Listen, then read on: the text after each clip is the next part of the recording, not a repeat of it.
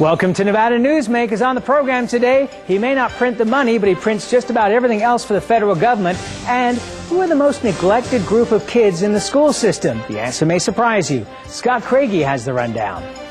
Well, Bruce James is in the studio today. He's been working at Washington, D.C. with President Bush, but he's coming home thinking about working for a higher authority. There's a lot of talk, people trying to get him to run for office on his own. And also, Barbara Scheible is here today.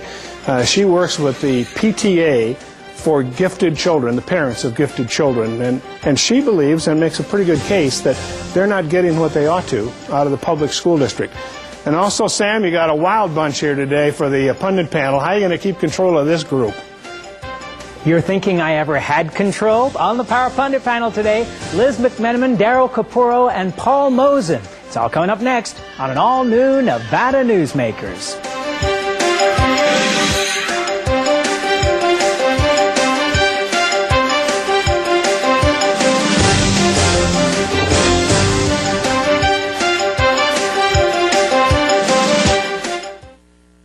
Nevada Newsmakers, brought to you in part by the Tahoe Reno Industrial Center, the world's largest industrial park, the resort at Red Hawk, and the Peppermill family of casinos. High-tech companies demand perfect world amenities. They require clean, reliable power, state-of-the-art fiber optic communication, and clean water sources. In a perfect world, companies would have immediate access to rail and interstate freeways. There would be 4-lane expressways that shorten shipping times and provide convenient commute routes for valued employees. Well, the future is now, and it's here. Welcome to the Tahoe Reno Industrial Center, the largest industrial park in the world, building economic prosperity for Nevada. When making your decision as where to play golf, consider the resort at Red Hawk. You know you have made the right choice the moment you arrive. The friendly staff welcomes you to our award-winning pro shop. You know you've made the right decision on the first tee. The Lakes course is in the best condition in years. You know you've made the right choice after you've played 18 holes. The resort at Red Hawk, the right choice. Nevada Newsmakers is sponsored in part by the Nevada Beer Wholesalers Association. As an employer, did you know you can be held liable for negligent hiring? A background screening by Employer Links can uncover criminal records, like alcohol and drug convictions. It can verify the applicant's education, driving records, and professional licenses. Employer Links can check civil records, registered sex offender records, and Social Security fraud. Hiring the right person shouldn't be a gamble. Call Employer Links. Employer Links, protecting your investment. I tell you, John, this industry has really changed. Tell me about it. You seemed to do pretty well last year. What's your secret? No secrets. Although I'll tell you something. The smartest thing I did was sign up with Pro Group Management. Really? They do workers' comp, right? Yeah, their services are great. And get this, they saved me 30%. I've heard they saved others 50%. That works for me. Pro Group Management. Finally, workers' comp that works for you. And now, back to Nevada Newsmakers with Sam Shad. And we welcome to the program Bruce James, who is the public printer of the United States. It's almost 3 years. In November, it'll be 3 years since you took this job. What has been the transformation of this agency from, I guess, the last major change was, what, 1895? You know, I think 1895 is about it. It's interesting that we have been hit by one of the most disruptive technologies that this country has seen in its entire history with the introduction of the Internet. And, a truly disruptive technology changes the way people do things. And Why do you call it disruptive? Because it disrupts everything. It disrupts all patterns. And you have to figure out new ways of doing things. And, when one of these technologies hits, you don't instantly recognize it's there. Certainly in the early 1990s, no one would have expected the impact the Internet has had on the way we communicate with each other, the way we find information, the way we use information. And so the government wasn't prepared for this either. And it's the job of the government printing office to gather all the documents of government, everything that the government publishes, and make certain that that information is available to members of the public. And we do it, and have traditionally done it through a series of depository libraries. These are 1,300 libraries throughout the United States that we have partnerships with. We furnish material to them for free. In turn, they catalog that material and make it available to the public. 53 of those libraries also are charged with the responsibility of maintaining that information in perpetuity, which we've discovered is a long time. Right. And it's the transition from paper to electronic documents that has been the most interesting challenge that I've faced. And the first thing we had to figure out how to do was how to authenticate documents that you were downloading from the internet or people were downloading from a government site. We have developed a method for doing that, which we're testing right now, and we expect within a year that it'll be in full force, so that you know when you download a document that it is the document the author created. The second challenge is how the heck do you save this stuff in perpetuity, because we all have horror stories of documents that we digitally recorded 10 years ago that now we have no device to read them with. And so we've had to take a look at a scheme that would allow us to keep the data separate from the delivery mechanisms. And we've developed such a scheme, and the specifications for it are now published on our website, and we'll be working over the next 3 years to build a system which will do that. Do you see a point where the printer's office will someday be paperless? Well, in my lifetime, certainly that we will have some paper, but last month we estimate that 50% of all government documents were born digital and published to the web. Will never be printed by the U.S. government. So we see that trend. That's up from 0 10 years ago. So you see a trend progressing forward. And what we're working with our library partners on now is a determination of what documents we do want to keep in print. And certainly the Congressional Record, the Federal Register, the Statistical Abstract of the United States, and other important documents, we don't want to inadvertently let those go. So we think we'll end up with, perhaps between 50 and 100 titles that we will want to keep in print basically forever. Do you see... Oh, go ahead, Sam. I was just going to ask, it seems, in my business, for example, that even though we use the internet to the absolute maximum in communication, but we still print an awful lot of things. Sure. Do you see that in your office as well? Well, let me tell you how this works. One of the publications that we do is the Federal Register. It's about, an inch thick each day, and has, someplace between 200 and 300, sometimes 400 pages in it every day. It's just chock full of information, from executive orders coming out of the White House to correspondence the President has, to executive agencies promulgating regulations. And we used to have, 10 years ago, we had 35,000 paid subscribers to that daily publication. Today we have fewer than 2,000 paid subscribers because it's online. Well, nobody read that document cover to cover. They were looking for a particular piece of information. And my guess is when they find that, they print it out. But they print out 2 or 3 pages, right, not 200 or 300 pages. And so that's the big change that we've seen. While office copying may be going up, certainly the number of pages done by reference publishers are going down. In my business, the newspaper business, I realize the cost of newsprint, the cost of paper is skyrocketing like everything else. Do you see a major cost savings for your department by going to the internet as opposed to publishing on paper? Well, there's no question about it. That it's not just the cost of the paper itself, but it's the cost of the physical delivery. Interestingly enough, the conversion of the paper, the printing of the paper, is the relatively inexpensive part of it. The most expensive part is putting the information in the hands of people through some delivery mechanism, the post office or one of the delivery services. And we see that the cost is just tremendously reduced when we're able to only publish information on the internet. And most importantly, it used to be you had to go to one of those 1,300 libraries. Now you can sit in your home or your office or your school, any public library, you can sit any place in the world and have access to that information. It's just stunning the change that's taken place. Okay, talking about stunning, let's talk about the 2006 governor's race in the state of Nevada. Mm-hmm. You had some interest in higher office a few years back. Do you have any interest? Has Governor Gwynn contacted you about entering the governor's race? I think Governor Gwynn's contacted everybody he knows. He was in Washington for the Sarah Winnemucca statue dedication, and we hosted a dinner for the artist and for the governor and his wife and some other folks. And Mrs. Gwynn sat next to me at dinner, and she was just teased me all through dinner about how she thought my wife would be such a great first lady, but she didn't really care who Nora was married to. In truth, would you have any interest? Well, I'm running the GPO, and I promised the president that I would take the 3 to 5 years that's necessary to transform the agency from a 19th century operation to a 21st century operation.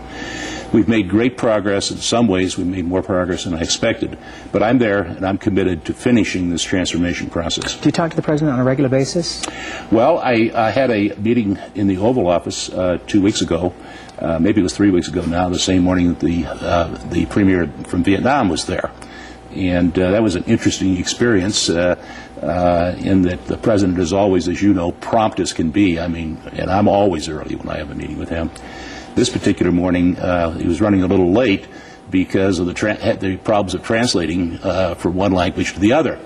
And it was kind of cute to listen to him talk about this. And it was my meeting was a little shorter than scheduled. Let me just ask you this: next time you see the President, tell him about Nevada Newsmakers. We got this satellite hookup thing we could do. We'd love to have him on the show.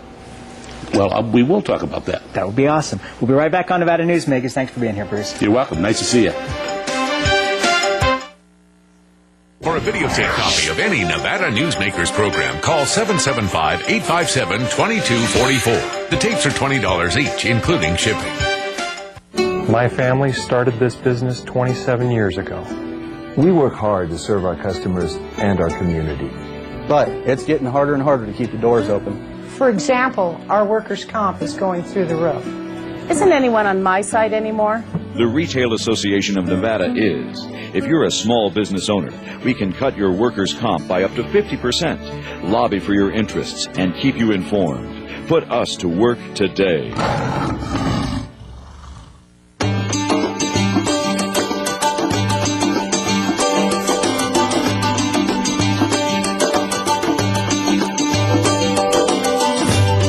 Many of the materials we rely on every day come from the ground, and modern mining technology brings them to us cleaner and safer than ever before. To learn more about America's natural resources, visit nma.org, the National Mining Association. Reno's best dining values are all at one casino, the Pepper Mill. You can enjoy great savings on our popular specials. Pepper Mill's coffee shop offers daily lunch specials, low-carb dining, and all your favorite comfort foods. You'll find sensational lunch specials featuring Reno's freshest seafood, sushi, pasta, and more at Oceano. And early bird specials at Reno's Premier Steakhouse and Romanza Ristorante Italiano. The best values are at the Pepper Mill. Where are you dining? Your best value in sight is here for you to see. From frames to lenses to eye exams, you're covered A to Z. Davis Optical, your best value in sight. Davis Optical Centers, with 2 locations in Reno and Sparks. Davis Optical, your best value in sight. And now, back to Nevada Newsmakers with Sam Shad. And we are joined by Barbara Scheible, who founded the PTA for Profoundly Gifted Kids. First of all, explain to us, Barbara, if you would, what are profoundly gifted kids? Well, gifted students are usually identified by an intelligence test, like an IQ test. And so traditionally, you would consider a student gifted and talented if they score in the top 2 percentile, say, of a standardized test like that. Profoundly gifted, people have identified them differently, usually a score over 160, say, or maybe even a 145, if you're going to go specifically by scores. But basically, they represent the students at the very top end. So like the top 0.5%? 0.5%, right. And do you have a profoundly gifted child? I do, yes. How did you find that out? Well, my children were tested and identified actually in a district that we lived in before we came to this district, and then again tested in this district. And how did that manifest itself to you? Were you aware of it before the testing?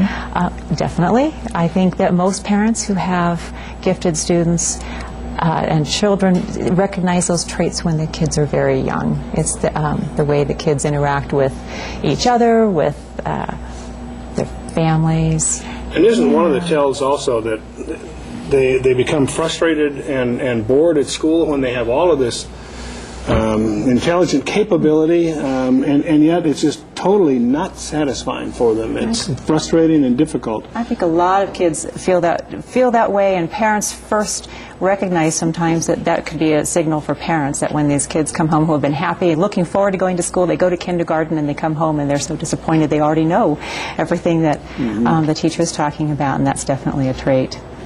Now, I'm on the Academic Standards Council for the state of Nevada. People know that. And we're working with No Child Left Behind and working with statewide curriculum. And one of the things that No Child does is it focuses, finally and importantly, on those children that have a very hard time learning disabled children. Right. Looking at the low end, you mentioned when we were off camera, that's having a real impact on those kids that are at the upper echelon, if you will. Well, I think it is, and I think that there are many good things that have come from No Child Left Behind. What you're saying, bringing all students to proficiency is a goal that we should certainly support. What happens, though, is it shifts the national focus and the national discussion on that population. And so other students, and particularly gifted and talented students, tend to be overlooked because the realities would be, first of all, resources. So if a school is under a lot of pressure to raise proficiency scores... Do you think there are fewer resources, fewer opportunities for classwork in the gifted and talented area? Gifted programs are being cut around the country, district by district. Some more than others. States have cut back on funding in order to shift resources to programs that can help. And is that true in Nevada, Vegas, and here? I'm not as familiar with Clark County and Washoe County.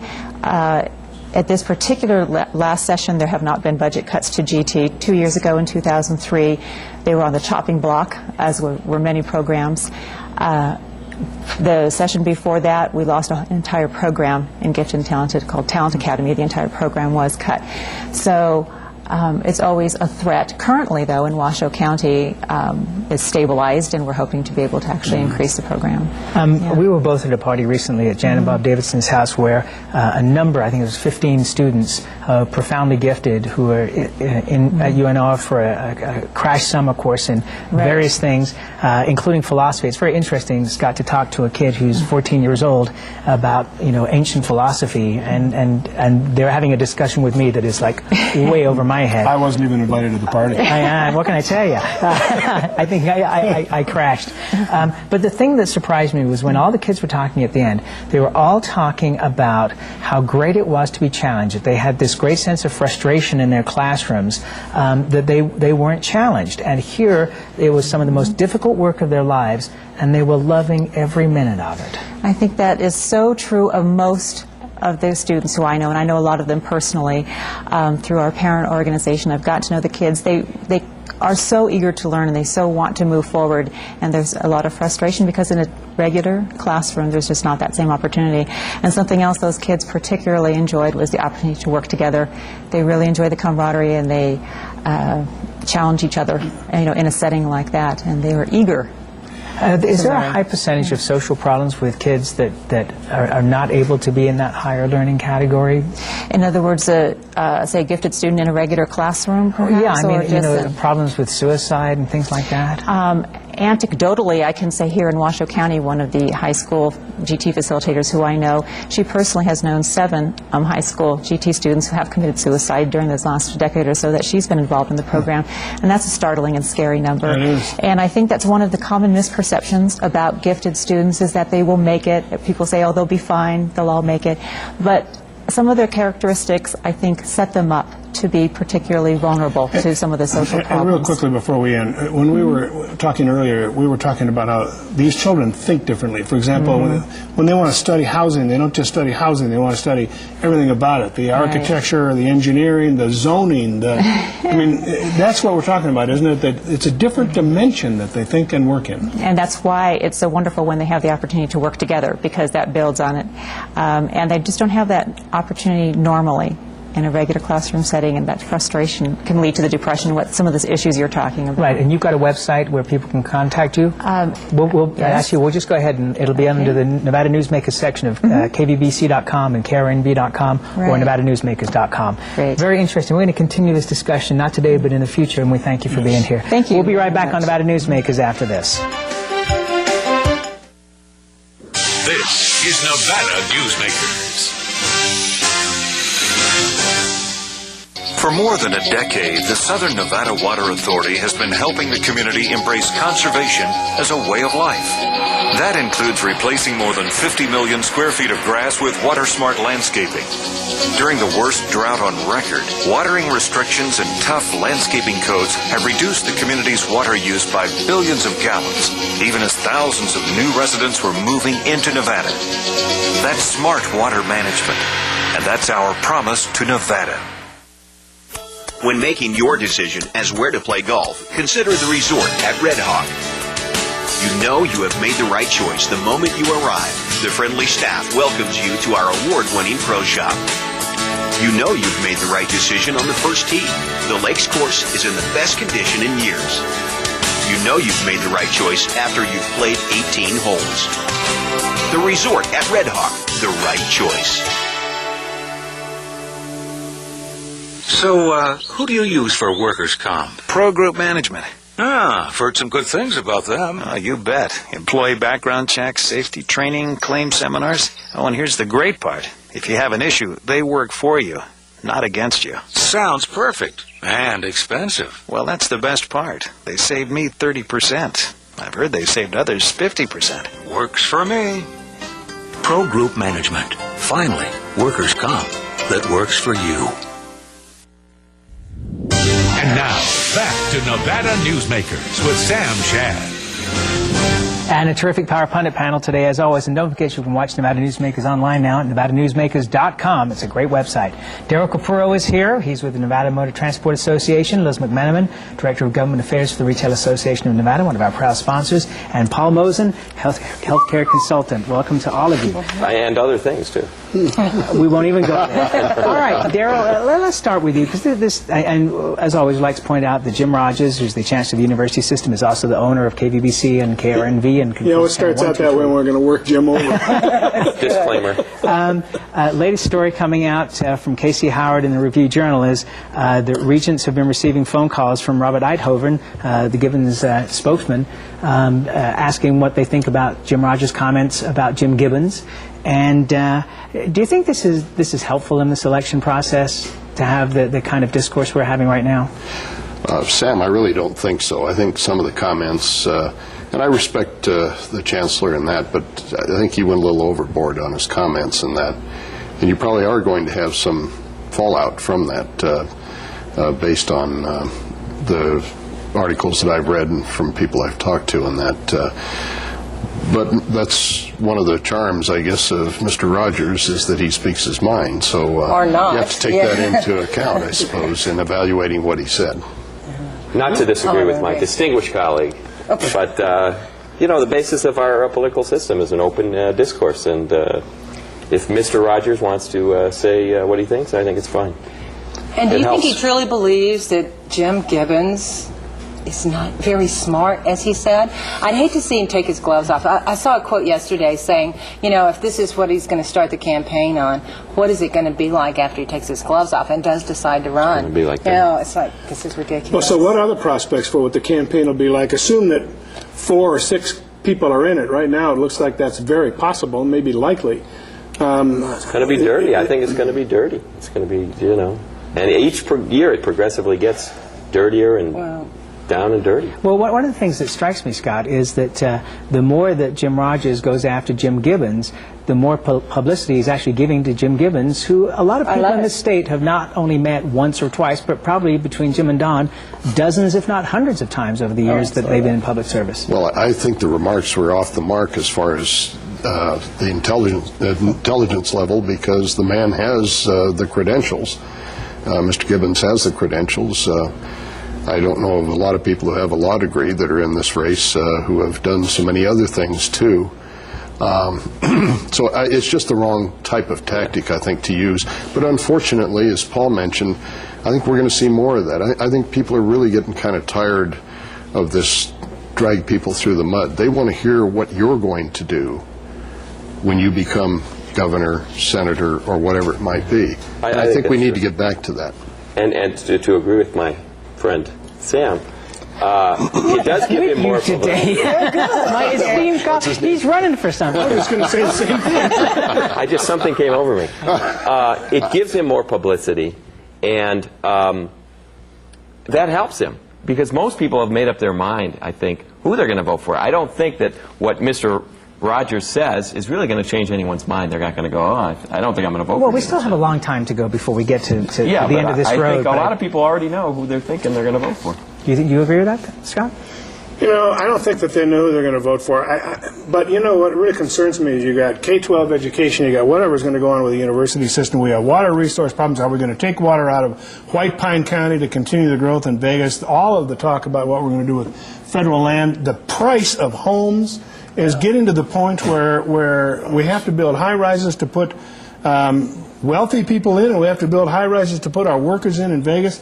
We have some phenomenal problems that have to be dealt with. And we're not giving them a chance because we're running a personality contest for governor, and it's wrong.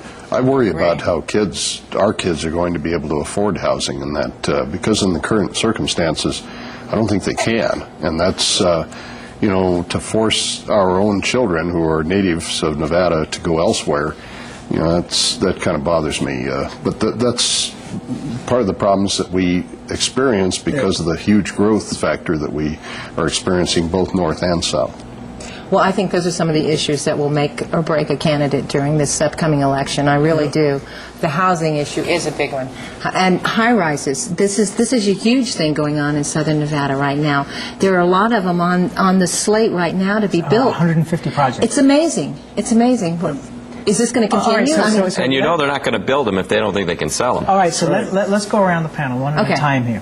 Daryl, do you think that this election is going to be about the very real issues that have been just brought up, or do you think it's going to be a lot of mudslinging and tearing down? No, I think there's going to be some of that, the mudslinging end of it, but I think what these people are going to find out in the polling is that that's not what people want to hear. They want to hear how they're going to deal with taxes, how they're going to deal with housing, water, Yucca Mountain, and other issues in that. So I would suspect that the candidates, assuming that they're smart enough to see that, will concentrate on giving their views of what's going to happen. I do happen to agree with Paul on one point. I think there are less undecideds at this point in time than there have been in some past elections. In other words, you might have 30% are undecided at this point. I think it's only about 15 at this point. Just very quickly, Liz. Okay, the smart candidate will work on the issues. The other candidates will take a personal attack campaign. That's the only campaign that they'll have. Okay, and that's where we're out of time. We'll be right back on Nevada Newsmakers. I agree. Nevada Newsmakers, brought to you in part by the Tahoe Reno Industrial Center, the world's largest industrial park, the resort at Red Hawk, and the Peppermill family of casinos. Here at the Tahoe Reno Industrial Center, water resources come from fresh, clean groundwater, approved by state permits. The water is pumped from wells to million-gallon storage tanks and then distributed to TRI companies. Another amenity is our investment in a state-of-the-art wastewater treatment plant. This disposal system converts waste to clean water for industrial applications. Welcome to the Tahoe Reno Industrial Center, the largest industrial park in the world, building economic prosperity for Nevada. Don't forget, you can watch Nevada Newsmakers online at nevadanewsmakers.com. We have Bob Fisher talking about freedom of the press tomorrow. It's a hot show. We'll see you then. Take care.